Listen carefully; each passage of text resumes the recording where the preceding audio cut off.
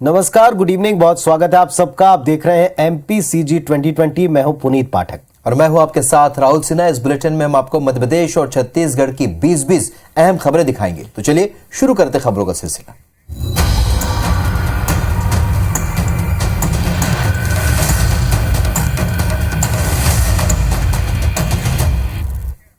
चलिए मैं आपको छत्तीसगढ़ की खबरें बताने से शुरुआत करता हूं। आज दिल्ली में मुख्यमंत्री भूपेश बघेल ने कई मुलाकातें की, जिनमें से सबसे प्रमुख रही प्रधानमंत्री नरेंद्र मोदी से मिलना।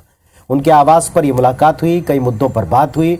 मुलाकात के बाद मुख्यमंत्री ने बताया कि रायपुर में सितंबर में G20 समिट के तहत कार्यक्रम होगा, जिसमें प्रधानमंत्री रायपुर आएंगे।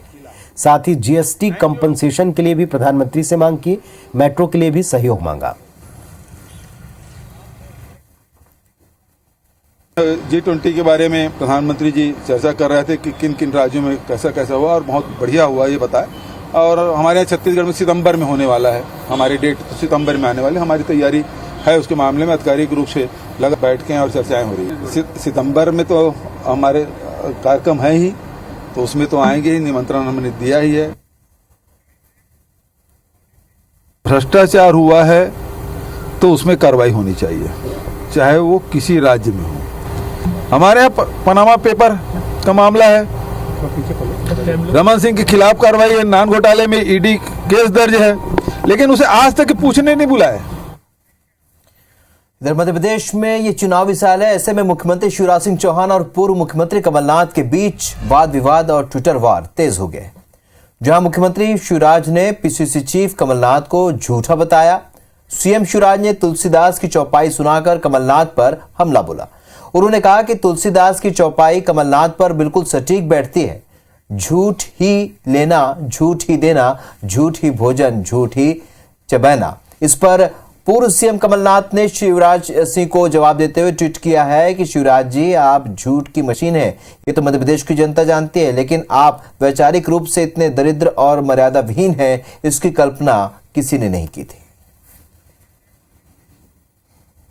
आज मैं फिर कह रहा हूं, कमलनाथ जी, आपने अपने महाझूठ पत्र में यह वादा किया था कि देवी अहिल्याबाई होलकर निःशुल्क शिक्षा योजना शुरू करेंगे, जिसके तहत बेटियों को फ्री शिक्षा और रियायती दरों पर 2 पहिया वाहन के लिए ऋण दिया जाएगा। चले भी रोज की एक्सरसाइज हो गई कि रोज दोनों तरफ से एक एक सवाल आता है और उस पर दिन भर प्रतिक्रियाएं जरूर आती हैं। चुनाव तक तो ये चलेगा। इधर छत्तीसगढ़ में पूर्व मंत्री बृजमोहन अग्रवाल के बयान पर सियासत गरमाई है। विधानसभा चुनाव को लेकर बृजमोहन अग्रवाल ने कहा कि ये एक धर्म युद्ध है, एक तरफ रावण की सेना तो एक तरफ राम की सेना। रावण की सेना को परास्त करने हमारे जो सैनिक हैं उनको तैयार कर रहे हैं। बृजमोहन के बयान पर मंत्री कवासी लखमा ने पलटवार किया, कहा राम की असली सेना तो भूपेश की सेना है। बीजेपी 15 साल में राम की मूर्ति नहीं बनवा पाई, विधानसभा चुनाव में फिर उनको राम की याद आई। एक तरफ रावण की सेना है, एक तरफ राम की सेना है। रावण की सेना को परास्त करने के लिए और हम अपने जो सैनिक हैं उनको तैयार कर रहे हैं, और यही बूथ सशक्तिकरण का उद्देश्य है। सरगुजा से लेके बस्तर, सुकमा जैसा जगह में हमारा रामाराम मंदिर में जाके बृजमोहन जाके देखे क्या बदलाव आ रहा है। ये पत्थर भी नहीं लगा पाया, मंदिर नहीं बना पाया, ये राम का सेना हो गए। असली रावण ये बृजमोहन है, ये जनता का लूटने वाला रावण है। हम लोग जनता को सेवा करने वाला रावण है। मध्य प्रदेश के पूर्व मुख्यमंत्री और राज्यसभा सांसद दिग्विजय सिंह आज एक दिवसीय कार्यक्रम के तहत सतना पहुंचे, जहां पर उन्होंने पत्रकार वार्ता में भाजपा सरकार पर जमकर निशाना साधा। शिवराज सिंह पर तंज कसते हुए कहा कि चुनाव आते ही लाडली बहनों का ख्याल आया। उन्होंने कहा कि भाजपा सरकार में महंगाई चरम पर है। वहीं उन्होंने धर्म को लेकर आरोप लगाया, भाजपा राजनीति के लिए धर्म का दुरुपयोग कर रही है। साथ ही उन्होंने अमित शाह पर भी निशाना साधा। वहीं आने वाले चुनाव में कांग्रेस की सरकार बनने का दावा किया। वहीं केंद्रीय राज्य मंत्री विश्वेश्वर टुडू 2 दिवसीय प्रवास पर बस्तर में रहे, जहां केंद्रीय मंत्री ने दंतेवाड़ा में अधिकारियों की समीक्षा बैठक ली और आगामी विधानसभा चुनाव को लेकर बीजेपी कार्यकर्ताओं से मंथन किया। केंद्रीय राज्य मंत्री ने बाई रोड बस्तर का भ्रमण किया। इस पर भी छत्तीसगढ़ में सियासत शुरू हो गई। दोनों पार्टियां रोड किसने बेहतर बनाई और किसने गड्ढे नहीं भरवाए, इस तरह के बयान देते रहे। इधर उड्डयन मंत्री ज्योतिरादित्य सिंधिया के पिता स्वर्गीय माधवराव सिंधिया की आज जयंती और इस मौके पर ग्वालियर चंबल संभाग में कई कार्यक्रम आयोजित किए गए और इसी कड़ी में आज एक मैराथन का भी आयोजन हुआ, जिसमें उड्डयन मंत्री ज्योतिरादित्य सिंधिया अपने बेटे महाआर्यमन सिंधिया के साथ दौड़ते हुए नजर आए। वहीं दौड़ को एक्ट्रेस महिमा चौधरी ने हरी झंडी दिखाई तो ज्योतिरादित्य सिंधिया ने कहा कि ये परंपरा आगे भी जारी रखी जाएगी।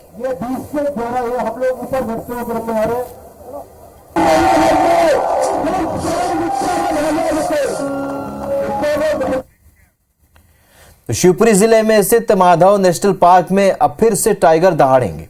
सीएम शिवराज सिंह चौहान और केंद्रीय मंत्री ज्योतिरादित्य सिंधिया ने 2 बाघों को पार्क में रिलीज किया है। बांधवगढ़ से बाघिन और सतपुड़ा से बाघों को पार्क में लाया गया। पन्ना से आने वाली बाघिन घायल है और इस कारण उसे नहीं लाया जा सका। इस बाघिन को ठीक होने के बाद 2 से 3 दिन में पहुंचाया जाएगा। बाघों को रिलीज करते समय सीएम और सिंधिया के अलावा मंत्री यशोधरा राजे सिंधिया, वन मंत्री विजय शाह, सांसद केपी यादव भी नेशनल पार्क में मौजूद रहे।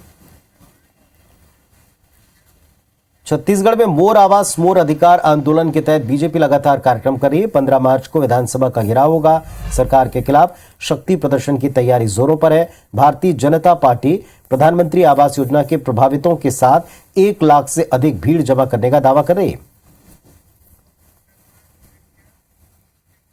केंद्र और राज्य सरकार के खिलाफ मध्य प्रदेश कांग्रेस बड़ा आंदोलन करने जा रही है और महंगाई, बेरोजगारी, एसटी, एससी, ओबीसी वर्ग पर अत्याचार और अडानी के मामले में सरकार की चुप्पी के विरोध में कांग्रेस भोपाल में 13 मार्च को राजभवन का घेराव करने की तैयारी में है। जवाहर चौक से सभी नेता पैदल मार्च करते हुए राजभवन की ओर कूच करेंगे, ज्ञापन सौंपेंगे। इस दौरान पीसीसी चीफ कमलनाथ, दिग्विजय सिंह, प्रदेश प्रभारी जेपी अग्रवाल समेत कई बड़े नेता इसमें शामिल होंगे। आंदोलन में मालवा निमाड़ के कांग्रेसी कार्यकर्ता भी बड़ी संख्या में शामिल। बेरोजगारी भत्ते को लेकर पूर्व सीएम रमन सिंह ने कांग्रेस सरकार पर निशाना साधा। रमन ने कहा कि बेरोजगारी भत्ते का बजट 3000 करोड़ रुपए होना चाहिए था, लेकिन 250 करोड़ दिया गया। रमन के ट्वीट पर मंत्री अमरजीत भगत ने कहा कि बीजेपी से बेरोजगारी भत्ते का मुद्दा छिन गया। बीजेपी नेताओं का दिमाग काम करना बंद हो गया। बेरोजगारी भत्ते की राशि अनुपूरक बजट से भी आ सकती है।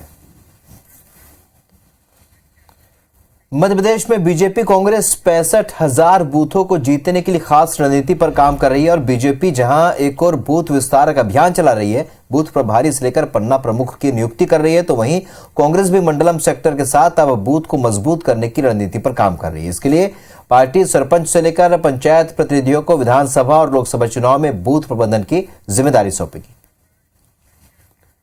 चुनावी साल में होली खत्म होने के बाद भी नेताओं का होली मिलन लगातार जारी है। बिलासपुर विधायक शैलेश पांडे ने आज अपने सरकारी आवास पर होली मिलन कार्यक्रम का आयोजन किया। बड़ी संख्या में कार्यकर्ता और शहर के लोग शामिल हुए। शैलेश पांडे ने कहा कि क्षेत्र की जनता ने उनको चुना, हर सुख दुख में बतौर जनप्रतिनिधि वो उनके साथ है।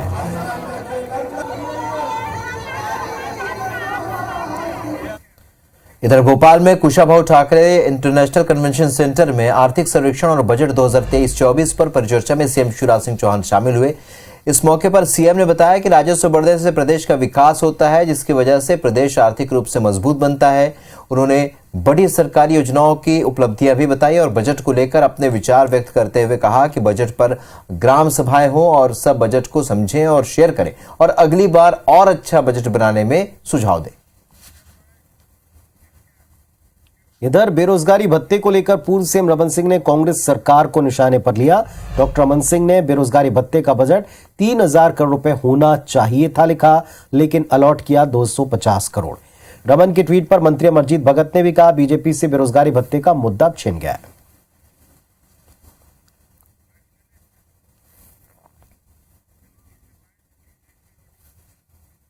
भारतीय जनता पार्टी के नेता पूर्व मुख्यमंत्री डॉक्टर रमन सिंह जी जो टिप्पणी कर रहे हैं, दरअसल जिन लोगों को उस्का रहे थे, जिनके आंदोलन में जा रहे थे, जिनको भड़का रहे थे, अब वो भी फुस हो गया।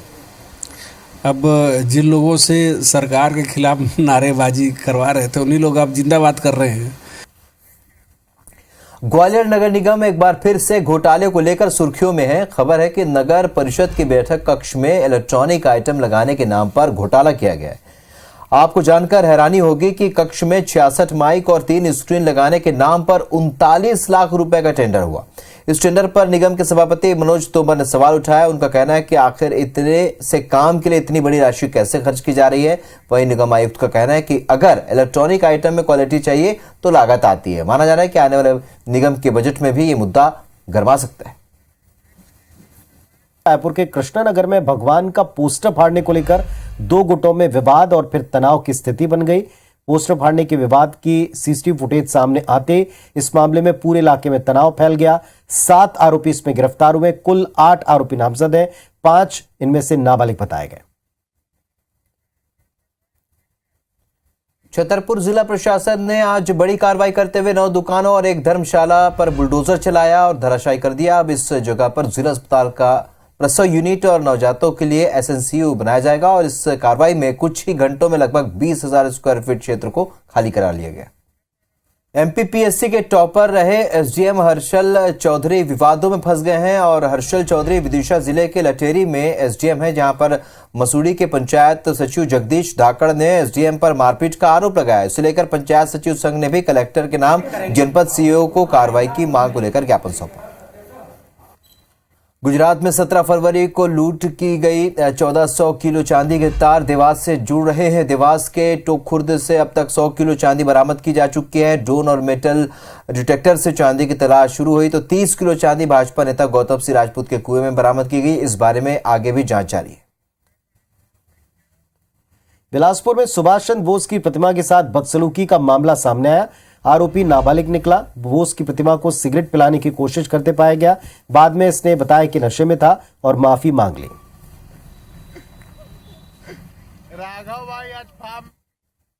अंबिकापुर जिले में होली के एक दिन पहले रिकॉर्ड शराब बिक्री हुई। आबकारी विभाग के मुताबिक जिले में 1 करोड़ 40 लाख से ज्यादा रुपए की शराब बिकी है। आबकारी विभाग इसे अपनी उपलब्धि बता रहा है। मध्य प्रदेश में पीएससी मेंस और पटवारी भर्ती परीक्षा की तारीखों के क्लैश होने से हजारों अभ्यर्थी परेशान हैं। छात्रों का कहना है कि जिन छात्रों ने एमपीपीएससी मेंस का आवेदन दिया है उन्होंने पटवारी परीक्षा में भी आवेदन किया है। ऐसे में कई आवेदकों की परीक्षा तिथि आपस में क्लैश हो रही है। रायगढ़ में निजी और सरकारी स्कूलों में आरटीई के तहत दाखिले की प्रक्रिया 6 मार्च से शुरू हो गई है। जिले के स्कूलों में इस बार आरटीई कोटे की 4265 सीटों पर दाखिला होगा। छिंदवाड़ा के सुप्रसिद्ध आयुर्वेदाचार्य डॉक्टर प्रकाश टाटा ने पंडित धीरेन्द्र शास्त्री को चुनौती दी और कहा कि अगर पंडित धीरेन्द्र शास्त्री उनकी पर्ची पढ़कर बता दें तो उन्हें 1 करोड़ रुपए का नगद पुरस्कार देंगे। बता दें कि डॉक्टर प्रकाश टाटा छिंदवाड़ा के पातालकोट की दुर्लभ जड़ी बूटियों से असाध्य रोगों का इलाज करते हैं। नवा रायपुर में 12 मार्च को अनियमित कर्मचारियों की सभा होगी, जिसमें धरना स्थल पर अनियमित कर्मचारी सभा का आयोजन करेंगे और आगे की रणनीति के ऊपर बातचीत करने वाले हैं। छत्तीसगढ़ में रफ्तार का कहर जारी है और यहां पर अलग अलग सड़क हादसे में 3 लोगों की मौत हुई है। भिलाई में सब्जी व्यापारी को ट्रक ने रौंदा, जिससे युवक की मौत हो गई। राज्य में भी हादसा हुआ। चलती कार में आग लग गई। अभनपुर बस स्टैंड के पास हादसा हुआ।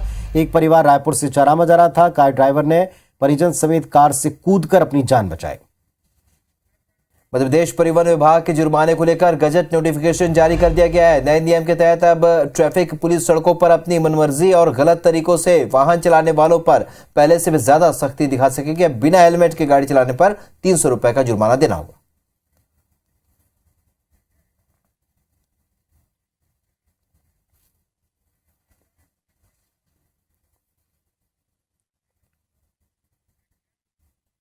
तो फिलहाल इस बुलेटिन में इतना ही। खबर अपडेट्स के लिए आप देखते रहें IBC 24। नमस्कार। नमस्कार।